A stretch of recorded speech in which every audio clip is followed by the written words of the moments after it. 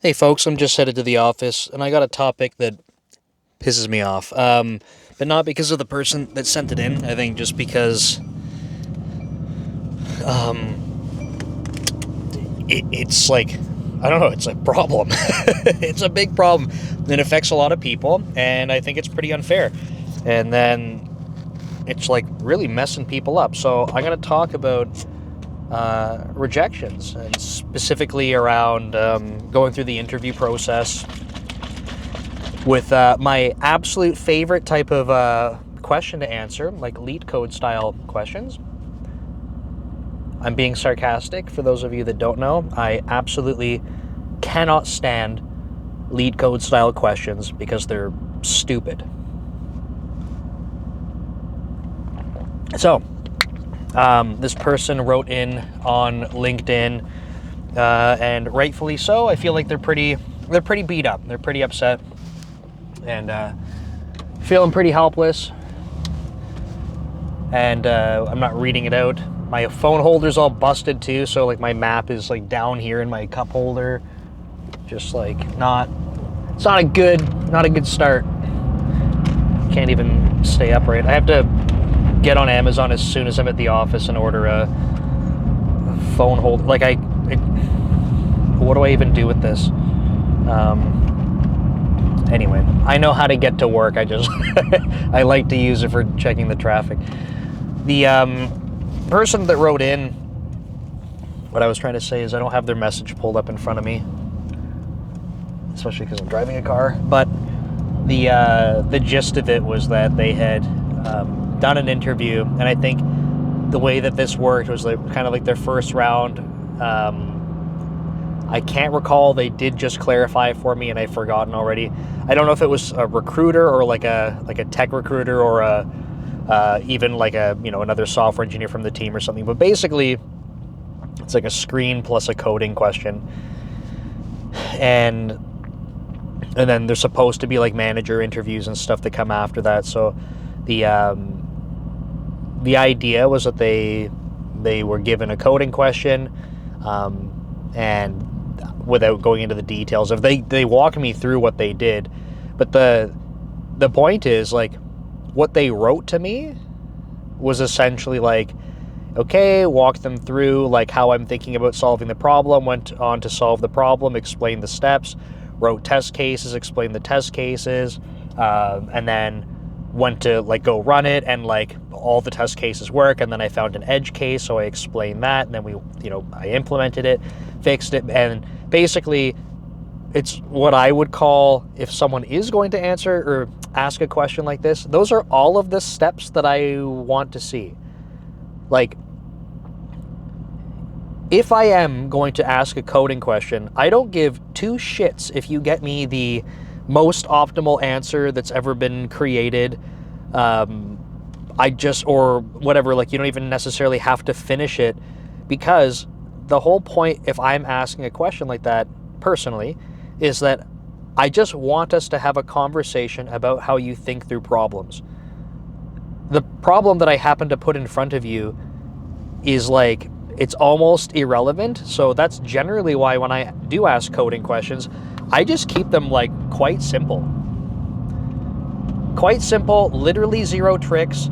And then it's simple enough that when you implement it, I go, great, explain to me like why you're doing that. And I go, awesome. And then I say, here's a different set of constraints. Like how might your choices change? Because again, it doesn't matter what the question is. I just want to give you some different constraints and then see how you go, like, okay, before we had this constraint that we needed to have, like trying to optimize for time, but now we've lifted that, and now we have a memory constraint, or the other way, or we're stacking up two constraints. Okay, like what else do we have to give?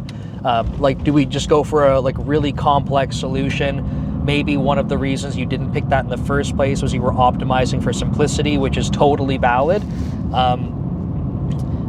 And I might say, okay, this code is going to be running in this type of environment versus this one.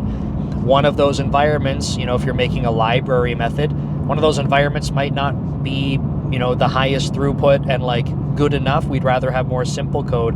Maybe for something embedded or for like super scale, Like, you know what? You're going to be doing some weird, crazy tricks in the code, and like, hey, we're trying to squeeze out all the performance we can possibly get. Slap a little comment in there, and it's like, you know, sorry, this code is maybe a little bit more unreadable, but it's like this because we needed the extra 3% performance. Right? The context makes all the difference, and when I ask coding questions, it's just to navigate that. Back to the question, though. The situation here is that they walk me through it in their message, and like I said, I feel like it was all a rational approach. And then right at the end of the interview, I guess they're kind of running out of time, but you know, a couple minutes left, and the person who's interviewing just wanted to make sure that there was a little bit more time for any final questions. So, okay. Then basically a couple hours later, they get a rejection email, and then the follow-up interview with the manager is canceled. So this person got rejected from their based on their first interview. I mean, that's what it looks like, right? So this person is pretty devastated because they're like, look, I have a job already. And they're trying to, I guess, switch jobs, which is why they're interviewing. And they're like, not only was this like, did it feel ridiculous to me because like, what else could I have possibly done in this situation to answer this technical question? But like, what about all the other people that are going through this shit that like, they don't even have jobs. They're not even employed.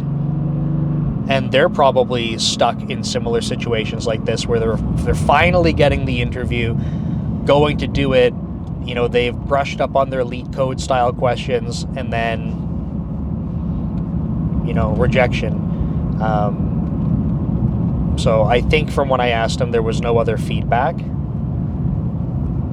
because I wanted to get a little bit more detail, because I have a suspicion. I know, I don't want to say I know what's going on, but like a reasonable explanation for it. It's not, doesn't make it any, doesn't feel any better, but I think I understand what's going on. So before I start walking through that, if you have questions you want answered, please write them below in the comments if they're software engineering or career related.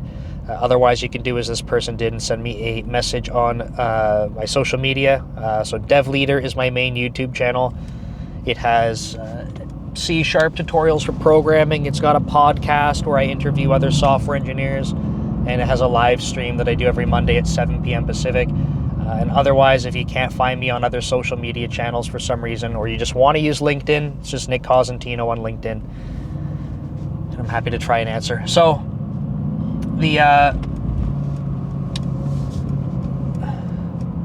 reality is here, when you're the candidate, like, you only have visibility for what they show you, right? So, your lived experiences that you go through this, you do the coding round, you're like, I did well, so your expectation is high, and I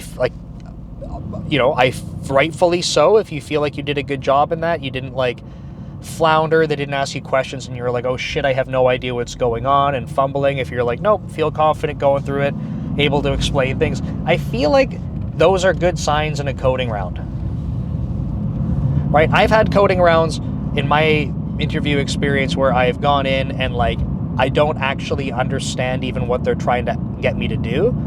So I'm like, I don't even know how to start walking through the algorithm because I don't even really understand the question. So then I end up wasting, oh man, please don't be stupid. You can't fix stupid. Sorry, someone trying to move over a bunch of lanes. So like, I wasted a bunch of time just trying to clarify the question, because if I don't know what I'm doing, how am I going to go build it? So, you know, I've had some bad coding rounds, and I've had some great ones where my first job out of university, I literally finished the interview and they went, their one like more senior engineer was like, should we probably like ask him a technical question? And the founder was like, yeah, like I guess that's probably a good idea. I think they were already impressed enough, not to toot my own horn, but it went very well, that they were like sold on it. But they're like, sure, like let's ask him a technical question. So we're in a room, they get a whiteboard, and they're like, okay, here's the question. I can't remember what it was. And I said to them, I'm like, just want to be totally transparent, like, because it's like a lead code style question. I said, my last internship that I did at university, I said, this was the same interview question that I had for that. So I can write down the answer and basically, you know, I just have the steps like already done. So I said, I just want you to know because I don't want it to look like I'm cheating. And number two, I don't know if you're actually going to see what you want to see just because I already kind of have it. And they're like, no, that's fine. Like, just go ahead. And so, you know, basically from memory, like step by step, here you go. And whatever, right? So I've had some good ones, but when you're going through this kind of thing, like you only have what's in front of you. So did well on the coding round. No reason to believe, except now you're kind of second guessing, right? Because you're like, well, they did cut me off at the end. Like, is it because I was doing so terrible, or did I mess this up, or what should I have done differently? But I've interviewed plenty of people, and, you know, in the technical part, I'm looking at the time and I'm like, okay, I want to use some time at the end just to make sure we can answer other questions. But I've seen enough in the technical part to make a decision on that. And again, from my perspective, I've already said it, a lot of the time, it has nothing to do with like getting to the end, because I could keep the question going and going. So it's just like, I just want to see how you're thinking through stuff. And once I have a good understanding of that, or I feel comfortable in my understanding of that, we'll move forward. So then you get the rejection. So you're like, okay, well, what the hell? Like, the only sort of interaction we had was around this coding thing, and I thought it went well. So that feels obviously very off. You know, just if your expectations aren't aligned here, things are going to feel like not good. So that's part one. Part two is then there's no feedback. So now you're just left in the dark, like, well, what the hell? Like, what could I have done better? And that's exactly what this person jumped to, right? Like, what could I have possibly done better in this interview? If I walked through it, things were good. Like, should I have gone faster? Did I just completely butcher the thing and, like, somehow I don't know? Like, is there another tier of optimization in the lead code question? And because I didn't get the ultimate trick that was like, oh, all you had to do was, like, a bit shift, and, like, that solved, like, the entire mystery of the universe, and if you don't get that, you fail the lead code question.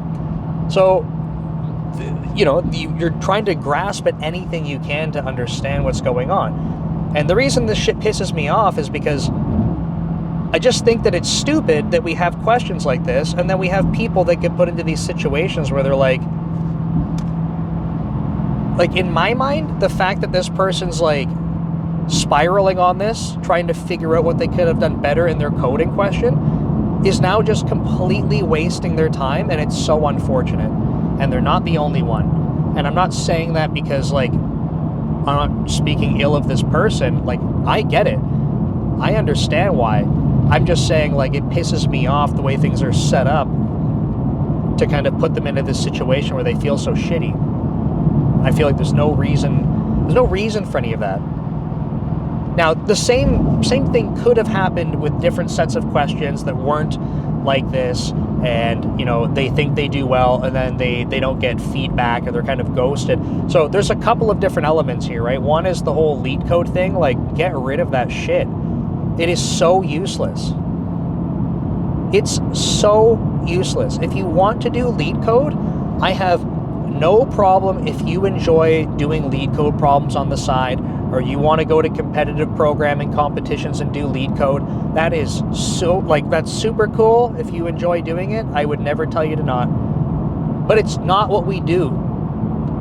It's not what we do in software development. I've only been doing it for like 15 years. And approximately 0 days have ever looked like a lead code problem. So, kind of interesting. I just don't think that they're relevant. So, two things we got going on are the lead code bullshit, and then we have like no feedback, right? So this person's now in this situation where they're like, I just don't know what to do. I'm kind of at a loss. I think, honestly, what's potentially happening here is nothing to even do with this individual. And I've talked about this in previous videos. So if you're like, hey, this like kind of aligns with my experience, have a scroll through the channel, because there's probably other ones, at least two, that talk about this kind of thing. where I think it's not the individual, I think it's everyone else that showed up. Okay, and it's really hard to like acknowledge that that's in the realm of possibility, but like we have to consider it, okay? Let's assume that this person answered the question the best way that it could be answered. They had great explanations, they nailed the technical part, right? Even though like they're like, oh, I got cut off or whatever, let's just assume this was the perfect way to answer this technical question, okay? Now, we don't know how many other people were interviewing. We don't know how many interviewers there were. So you're going to notice what I'm starting to do is introduce other variables here that have nothing to do with this individual, okay? We don't know how many other people there were interviewing. We don't know how many interviewers there were. We don't know what those other people's resumes look like. You can keep going down this path now and add in whatever other variable you want. We don't know if this interview was before the person ate lunch or after. I'm pretty sure there's data on that actually illustrates that how people score candidates changes.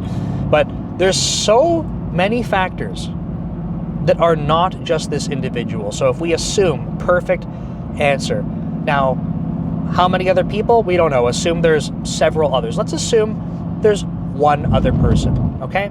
That one other person also happened to answer this question perfectly. Now you have two candidates that on paper, given the one question that's been asked, they are perfect. Now, what if their resume was just better? What if their resume had more experience that was more aligned? What if these candidates had the exact same experience and one person happened to write about it in a more clear way on their resume? Or a way that made them look better? So even with only one other person, you can basically completely rule out a candidate. We don't know how many open positions there were. If there was one open position and only one person could take it, you had one other candidate, it's two in total. For those of you that are struggling with the math, there's two candidates total. It only takes one other person to have something slightly better in some aspect and rejected. My point with walking through a scenario like that is like you might say, well, that sounds contrived. And I'm like, make up whatever scenario you want then. My point is that it's in the realm of possibility that it's completely not even this candidate's issue. It could just be the other people that showed up. And this kind of thing happens all the time. This kind of thing happens even at the resume screening section, right? If you think about think about this, right? The number of people that apply to jobs. If there's 1,000 applicants, do you really think the best candidate or set of candidates, say they're going to interview, I'm making up numbers, they're going to interview 10 people out of 1,000. I don't know. Do you think the 10 best people out of that 1,000, truly the 10 best, are going to be the 10 best that gets selected based on their resume? I don't think so at all. I would be surprised if half of the actual 1,000, the 10 best, be surprised if half of those actually make it into the 10 that get selected based on their resume.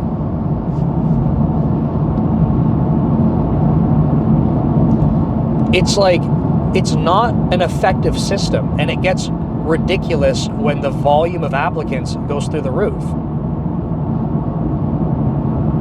So, when I talk about this in other videos, this is the part that sounds kind of like, I don't know, like if you're beat up over this right now, it probably doesn't sound like it helps, but the reality is, like, you literally can only control the things in your control. So I'm not trying to tell you that you're not allowed to feel upset by this. Absolutely not the case. I think that any feeling that someone has, they can and should have that feeling, right?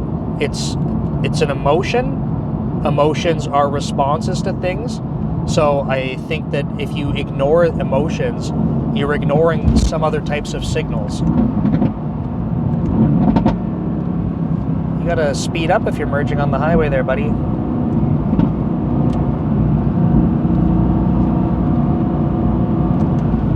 So it's not about like, oh, you're not allowed to feel that way. No, you are 100% allowed to feel whatever the hell you want to feel, and you should. Right? So it's not don't feel some way, but when you continue, like when you go to take action, if the action you take is to continue to dwell on it, that's where I say, look, you start to have a decision here. You can continue to put energy. Okay, I have to pass this person.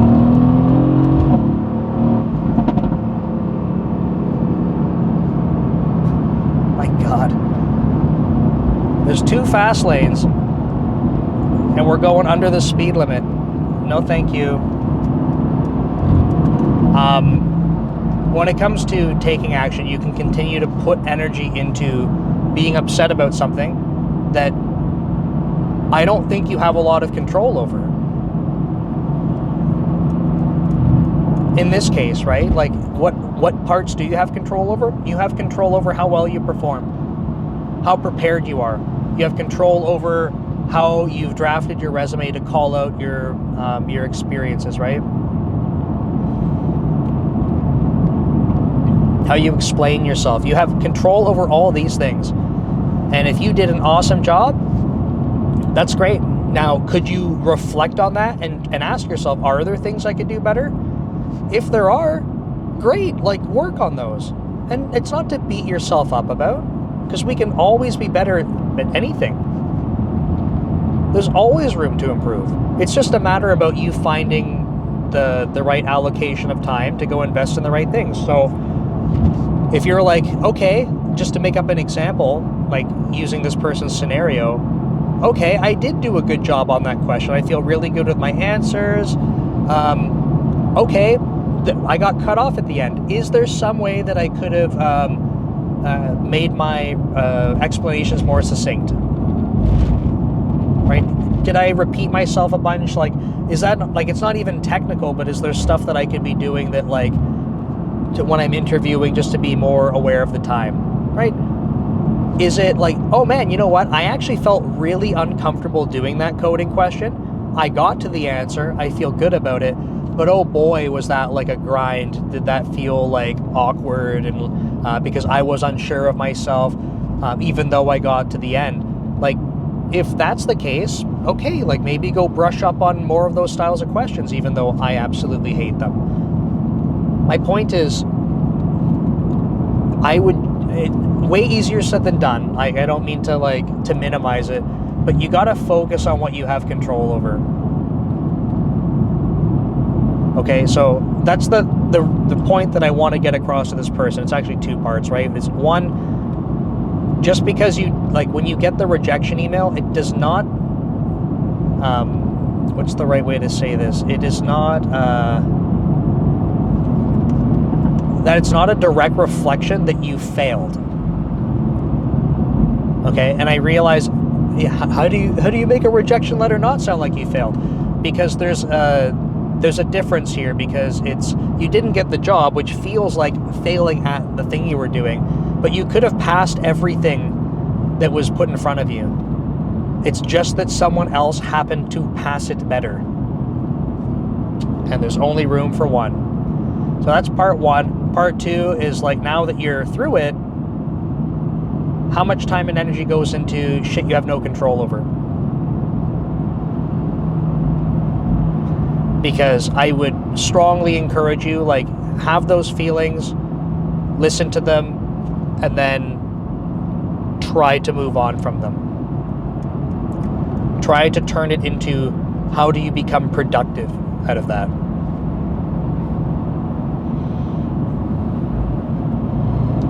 Because if your energy is spent being frustrated and then not being able to drive progress in areas, you're kind of missing just opportunity for growth. And again, you might have nailed it, and there is no, like, you're feeling like there's minimal room for improvement on the lead code stuff. That's fine. What else can you go improve on, right? You still need to get interviews. Can you brush up on your resume more? Is there more you can refine there? Are there behavioral interview questions you should be practicing? I realize you might not have gotten to them necessarily in this interview round, but maybe that's still something that needs work. Move on to the things that you have control over. Okay, so that's my 2 pieces of advice as like a takeaway for this person. But I'm sorry, right? Like, it's hard. I think the extra crappy part about a lot of this stuff is like, there's so much time and effort that goes into like resumes and job applications. There's so much time and effort that just goes into interviewing. Then you have to perform at the job. And like, I think those first 2 steps I mentioned, the resume writing and the interviewing, sometimes I feel like the amount of direct overlap with how to do well in your job, it's pretty small. Like, it's disproportionate. I don't think it's like an effective use of invested time, but you kind of have to do it to get the job, which is why it's crap. I don't know how much I'm allowed to swear on YouTube, so I'm trying to be careful. I don't think I can say the F word. There's probably some other colorful words I can't say, but I think there's a couple I can get away with. I don't know. But anyway, I hope that helps. I think something that I like reminding people too, because I know some people are pretty vocal in the comments, which is good. Even if you disagree with the things I'm saying, please be vocal in the comments. Like, I like to encourage this kind of thing, because I think that there's a difference between, like, if you want to disagree with anything I'm saying, I am absolutely open to that, but it's also a good opportunity to practice how to disagree with people in a constructive way.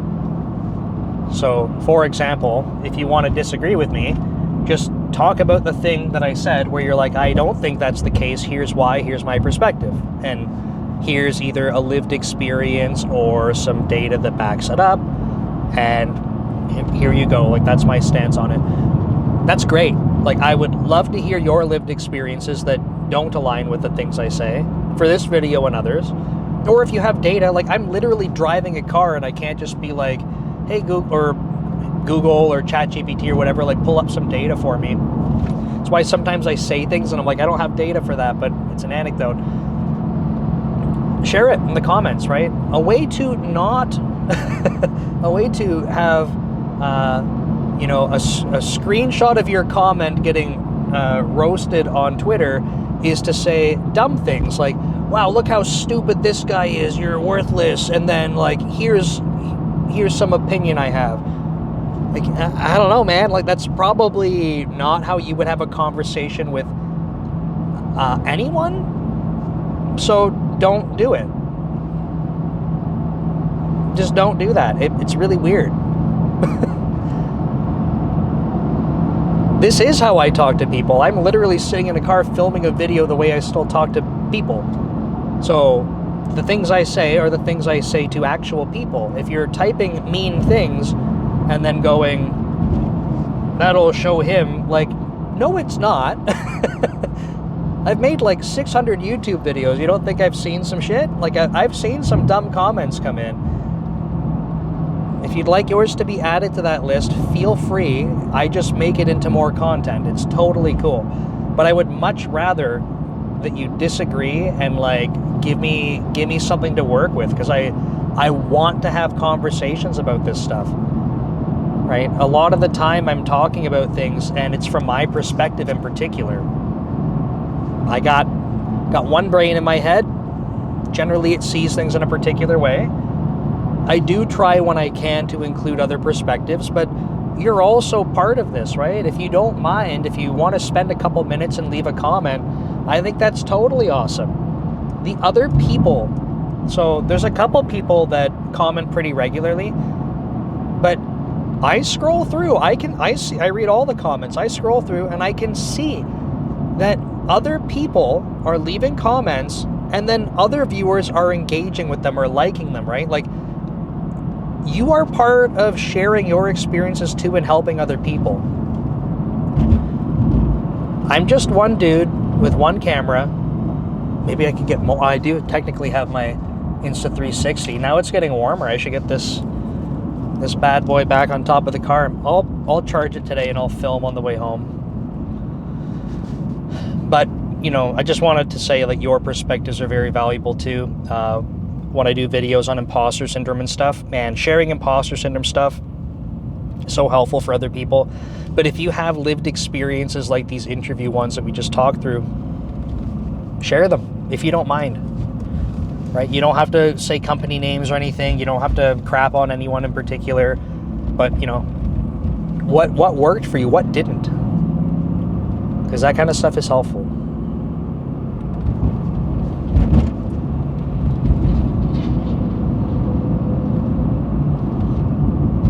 Okay, I'm gonna say this on video because it might help as a commitment. I got a week off work coming up. I don't know who watches to the end of these videos. Devin, I know you watch to the end of these videos. I know you do. Probably Infected FPS probably does too. It's probably a couple people. But, you know, they're long videos. I don't expect everyone does. But I'm going to record this so that I have a commitment to it. I have a week off work next week. I got to film a lot of YouTube content. I'm behind. I want to make sure that I put some more effort into it. I got to do some programming stuff, but I had this idea. And it came from the thought around, like, you know, a lot of people talk about building a personal brand. That's what I'm doing, by the way. But they're talking more for general, like, software engineers. Hey, like, this can help you with getting jobs and stuff. And I was thinking, like, I already make a ton of videos, but what might be kind of cool is if I made a YouTube playlist and each video was basically like one behavioral interview question.